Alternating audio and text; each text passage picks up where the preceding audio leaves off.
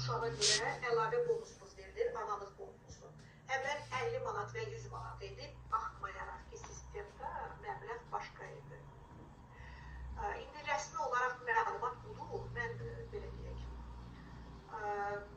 Üçüncü uşağa görə də 160 manat veriləcək. Yəni əvvəl 2 uşaq və daha yuxarıya görə 100 idisə, indi 3 uşaq və daha yuxarı uşağınız varsa, övladınız olursa, dünyaya gəlirsə, şərtləri yerinə yetirərək mütləq 160 manat alacaqsınız bir il ərzində. Təbii ki, 50 şəxsi bal edərək. Mən sizə bir şey demək istəyirəm. Aha, kim yenə? Kimdir o yenə yazdı? Demək istəyirəm sizlərə ki,